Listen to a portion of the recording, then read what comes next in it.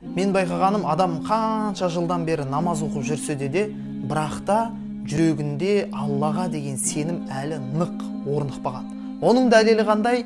Өйткені ол гороскопқа қарап, өзінің бір айлық жоспарын құрайды. Ол тағы да сондай бір жұлдыз жорамалдарға қарап, тағы да өзінің бұл айда маған белсенді болу керек екен, бұл айда маған мынаны істеу керек екен деп, тіпті соған сүйеніп, ол бір рискке, бір сондай тәуекелге баруы мүмкін. Бір нәрсені сатып ала салу мүмкін, тағы бір нәрсені жасай салу мүмкін.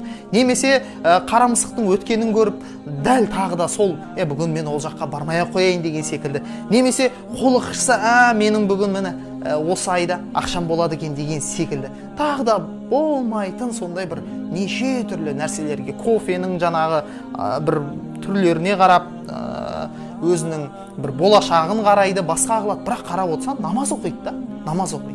Бұл дегеніміз жүректе әлі бір Алла деген сенім толықтай нық орнықпағанның дәлелі. Сондықтан кез келген намазхан адам Алланы тануға, тек қана Алла зиян жеткізіп, тек қана Алла тағала пайда беретініне нық сенуі керек. Әрқашанда дұғада, намазда, «Я Аллахым, менің жүрегімді сенен басқа өзге барлық нәрседен тазарта көр» деп дұға етіңіздер.